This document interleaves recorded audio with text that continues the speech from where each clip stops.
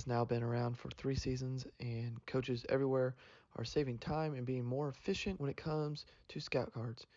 Coach Robinson from Texas says, "The thing I most enjoy is the ease of access to all the scout cards and how I can draw on them if I need to make any changes. Every coach that uses it says that it is so great to use. If you and your staff are tired of the old ways of preparing and using scout cards, check out thecoachpad.com to start enjoying Scout Team and making the 2023 season better than ever." Welcome back to another episode of the Gap Down Backer podcast. Today we have a returning guest, Coach Ullery, over at Centerville High School here in Ohio. Coach, how are you doing? I'm doing great. Thanks for having me. No problem, Coach. Kind of before we get started, I mean, you guys had a pretty good season. As we joked before we came on, it lost the Springfield as most people do at the end. But overall, Yeah. how's the season? How did everything go for you guys?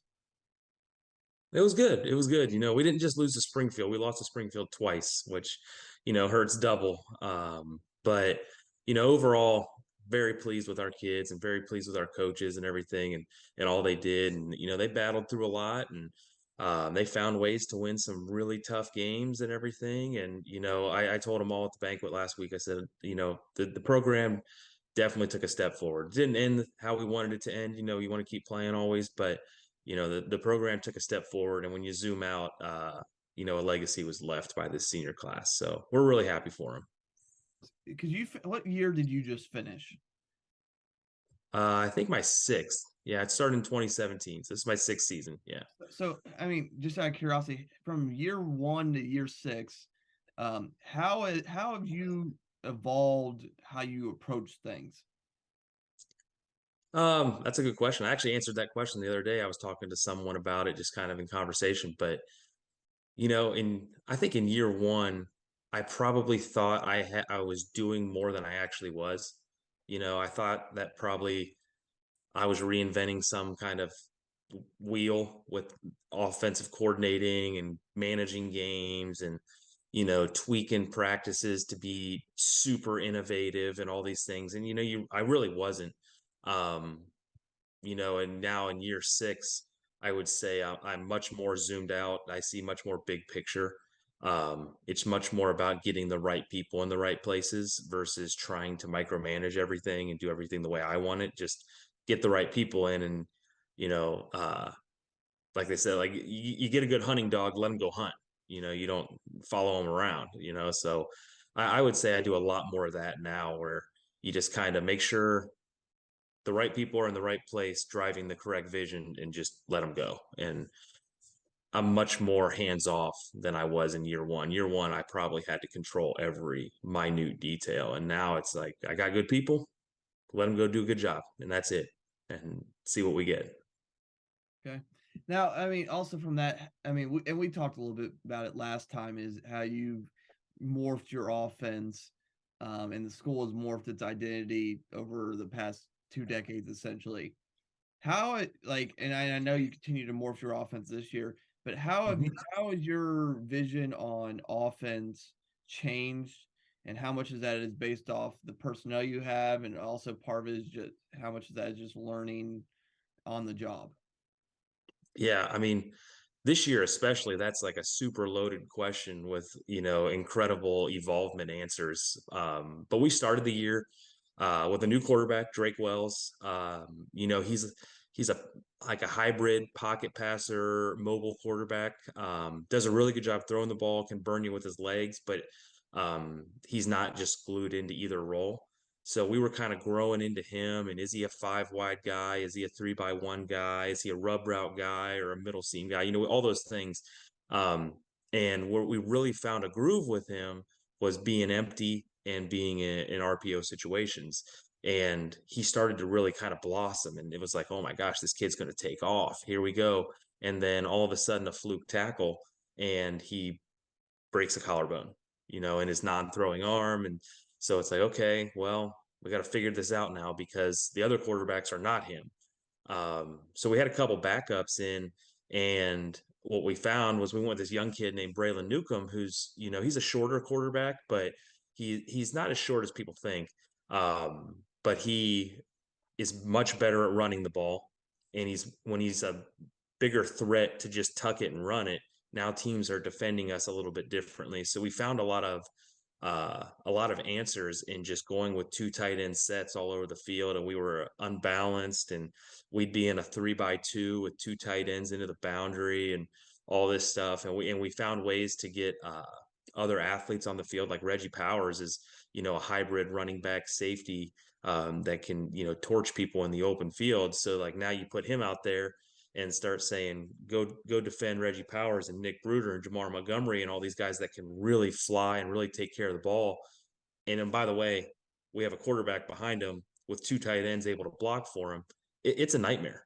It was a lot for some teams to figure out. And, the hard part for us was just figuring out what we did best. And we kind of like dialed into that a little bit towards the end of the season. Switched a little bit more away from the zone concepts and went a little bit more towards our gap concepts. But those 2 tight ends, like it was awesome to watch. A year ago at this time, we were stuck in 5 wide and just saying, Chase Harrison, drop back, figure it out. I don't even care. Yeah. Like there was times when Chase Harrison was just calling the plays on the field as the game was going on. And now it's like, okay, Braylon, we're going to call a play, but you can kind of do whatever you want. You want to give it. You want to pull it and follow these tight ends, do your thing. And it ended up being really cool. And it ended up like making us a better offense and a better coaching staff. And it really made us more diverse because going into this offseason, we've got a lot that we can kind of hone in on and say, we're going to be this type of team, or we can do this with this guy, and so on and so forth. So it's going to be a lot of fun. Now, like, if you could build off that, like, I mean, whether it's being a new program or like a situation where you lost a decent amount of, I mean, you lost a really good quarterback last year and some other talent. When you're making that big talent transition, and you mentioned you kind of found your way as the season went on, especially after injuries. How do you find that way, like on what you need to do? Like, I know that's like the hard like test question, but like, I mean, I dealt with that the past 2 years with injuries and other stuff as well. Like, how do you find that, okay, this is what we are? Yeah, well, I think a lot of trial and error. I remember our first week going in with a new quarterback. We took the old quarterback's call sheet and we kept it and we started to whittle. And when we started whittling down, we saw like, oh, we don't have a lot left. Like, there's not much here that this kid is able to execute very well. And you just have to listen to him, I think. Like, you just have to ask him, like, can you run this? Like, I know this is a good play, but can you run it? Can you execute this? Can you 3-step hitch and rip and throw the ball over the middle? And like, when the kid tells you, Coach, I can't see. Like, our linemen are big, their linemen are big. I'm just guessing. Like, okay, that's fine. Throw it out, and you kind of have to figure out, like, okay, what is he saying he can do really well? Well, he likes to be on the move. He likes to read things, and he likes to just not think and go. So it's like, okay, well, we can do that with this kid. We can put him on the move. We can sprint him out. We can do different things. Like we upped our trick plays just to keep teams honest and from teeing off on us. And then we started saying, okay, man, like if you want to throw the ball out here to this, now screen, bubble screen looking thing, go ahead and do that. Otherwise, you can tuck and run. And we've got a loaded, 7-man box to rock out against, and we got 7 guys blocking for you. So, I don't know. It's all about kind of listening to them, in my opinion. And what we really did is we listened to our coaches a lot, specifically our quarterback coach and everything, and just saying, like, this is what he's practicing and doing well. We should probably be doing these type of things, okay, if we want to move the ball and be consistent. So, we didn't really, I won't say I did a whole lot. I did a lot of listening.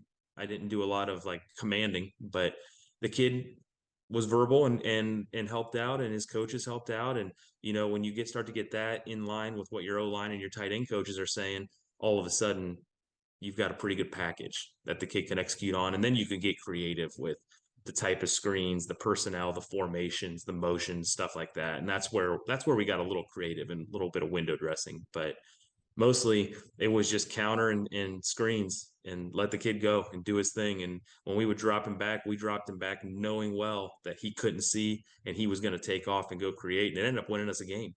So it was fun. It was fun. But I think just the biggest thing for evolving is just listening to the kids and just being willing to let your plan fit them rather than make them fit your plan. Yeah. Now, I noticed there you didn't mention your receivers coach at all. So I look forward to that text. I didn't mention what? Your receivers coach at all. So I'll look forward to that text message in the few months when this posts. Hey, you know what though? Our receiver coach is probably the one that influenced the most into the beginning stages of the evolvement in our running game. Like he loves those jet sweeps. He loves the getting them on the move. He is all about the, hey, just put my guys over here on a now screen. Take this guy, isolate him to the field. We got this. This guy can run a fade. He's good.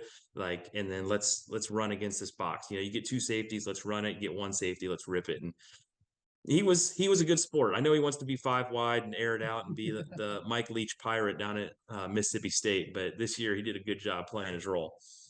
Now, you also mentioned trick plays keep it honest. What do you mean by trick plays keep it honest? Is it just you have one or two a game? Do you run more than that? Like what is your, when you say trick plays keep them honest, what are you specifying there? You know, I haven't done the analysis yet, but I would guess in 13 games we probably ran 25 trick plays on the season. And anything from just a simple reverse to a reverse pass, you know, halfback pass, speed options, the old school stuff. Against Springfield, we ran a hook and ladder. You know, we ran a speed option throwback screen to the quarterback. Like I forget who ran it, Arizona or Arizona State or Oregon. I think it was Oregon, maybe. But you know, we just get ideas from whatever we see on, you know, TV, college football, whatever. And if it fits within our scheme and it's a little wrinkle, we'll back pocket it until there's a team that we can use it against. And the kids like practicing it and everything. It's a lot of fun. We have a little, I don't know, 10, 12-minute period each week. We practice our trick plays, and then what happens is you get a lot less chasing from the backside on screens. You get a lot less, you know, fast fill on power and everything, just because the reverse could be coming or the reverse tight end pop pass could be coming or something like that. So I won't say we were like super innovative. We didn't like make up our own ton of trick plays, but we ran a bunch and said, go ahead and defend them. And like we had a kid named Nick Bruder that everyone in the world knew when he was in the backfield, something was going to happen. But we made sure that every time he was in the backfield, something different happened.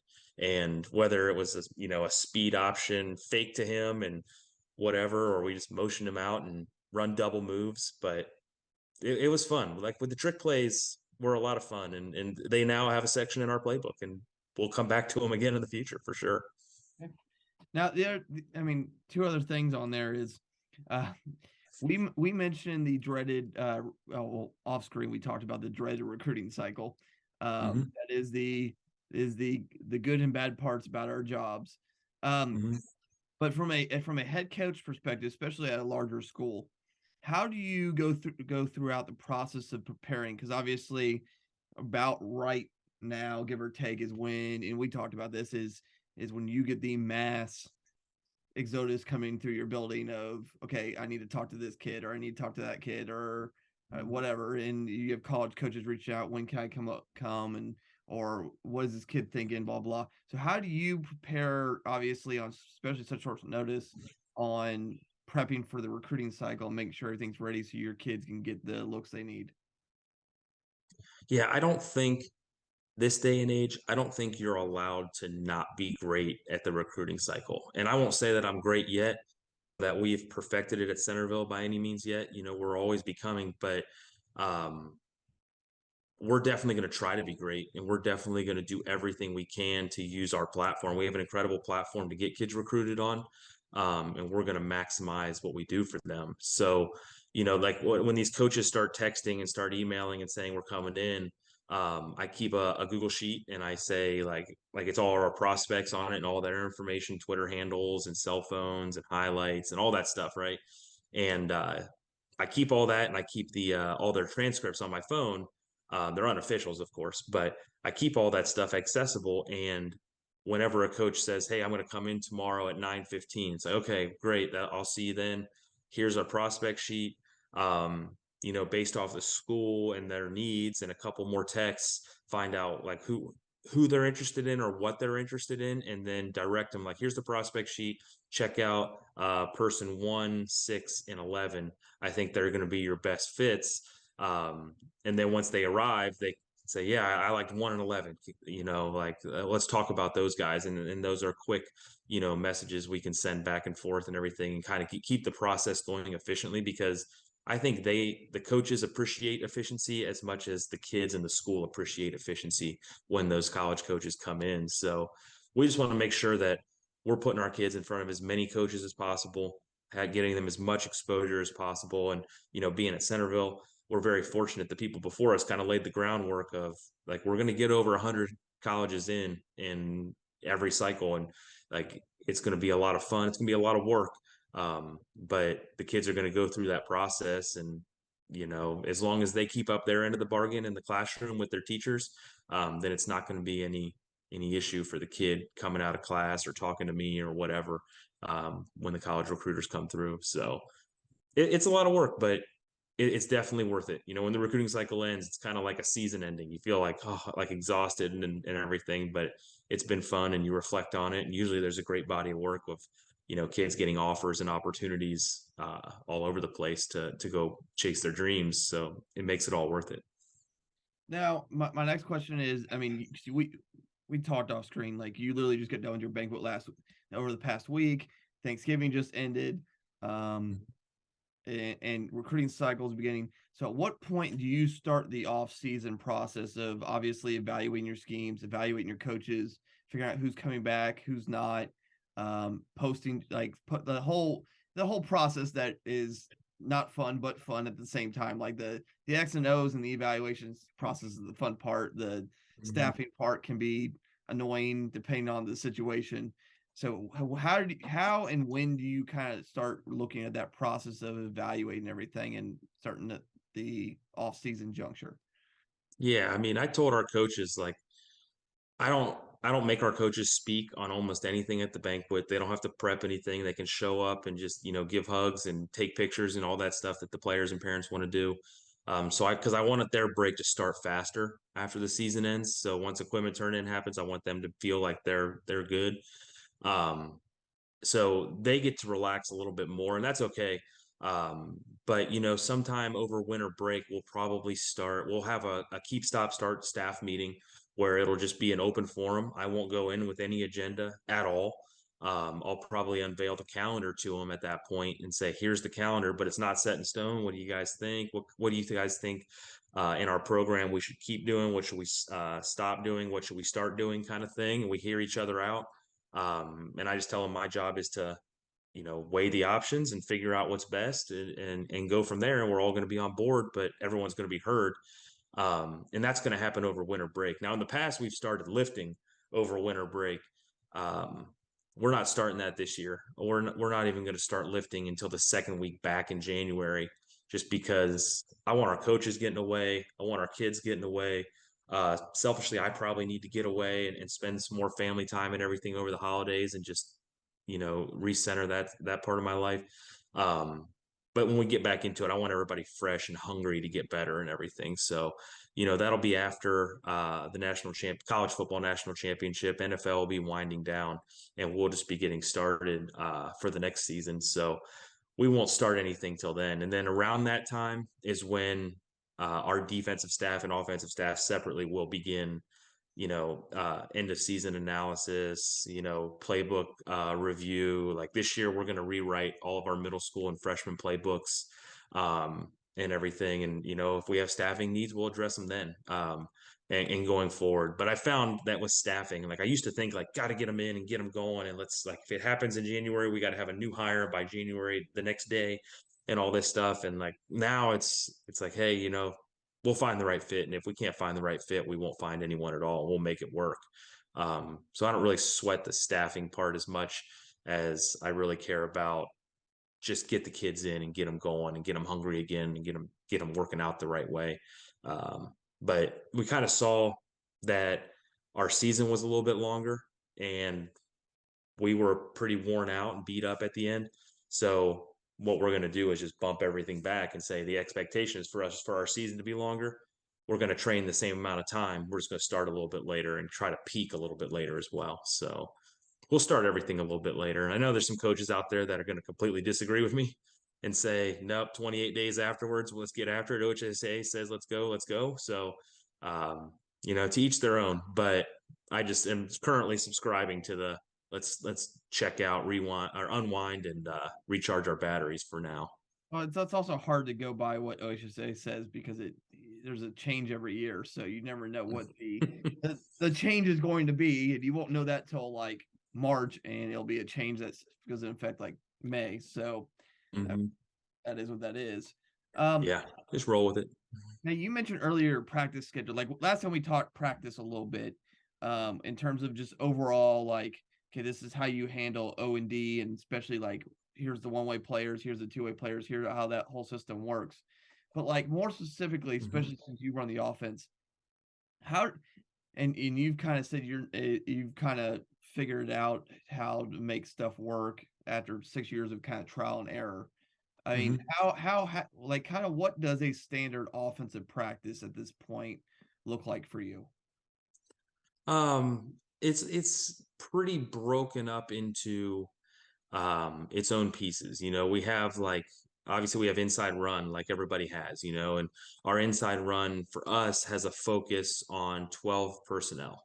Okay, so we're going to get all of our tight ends in during inside run, and we're going to roll with the offensive line. The running back is over there. Our quarterback isn't always over there because they'll be doing like something like routes on air or whatever.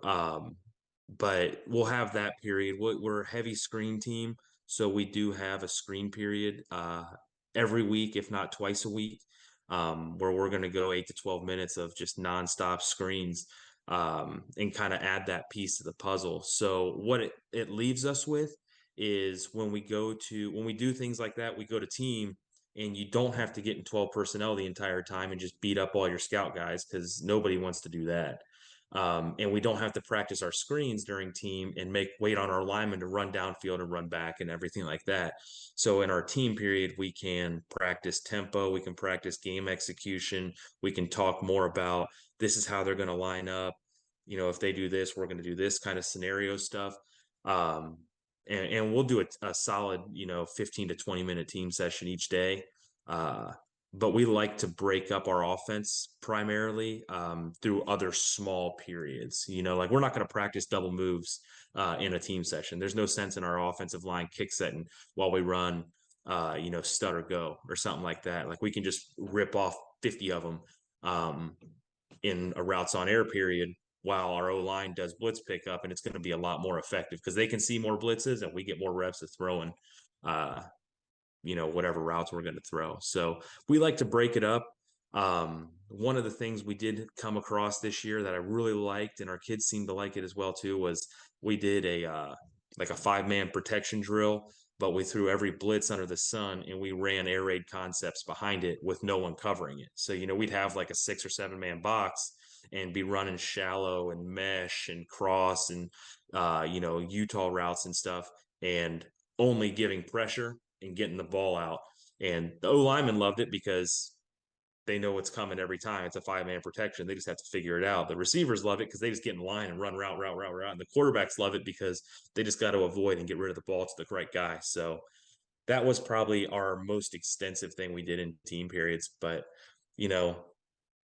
we would steal team time and run trick plays, and we would steal team time and let the kids screw around and whatever. Try to keep it light, but we're a big part to whole team. And, some of our stuff we don't run as a whole team until Friday night. And that's okay because the pieces are all practicing independently. Okay. Now, actually, I have one before I get to my final question. I have one more other, and I just thought of it off the top of my head. What is because I'm always curious on how coaches handle it. What does a typical pregame look like for you in terms of for the kids and your schedule wise? Pregame, yeah, we'll do a home game, so there's no bus ride, but like the kids have to be there at 4. We have 4 o'clock walkthrough. It's a quick walkthrough. It only takes about 8 minutes. It's all special teams, a quick defensive thing. We do a quick offensive thing, and then they're turned loose to their team dinner. They have a team meal. It's usually on the stands or in the locker room. We eat, and by 5:15, 5:20, somewhere around there, we'll do a band routine. So they have a band routine where they put the bands around their feet and they do ankles and hamstrings and hips and quads and all that stuff, and that's their warm up for the night. Um, they told me about 5 years ago that they hated doing like dynamic stretches and all this stuff in pregame. So I said, all right, well, I'll make a deal with you. You do this band routine, we'll stop doing that stuff.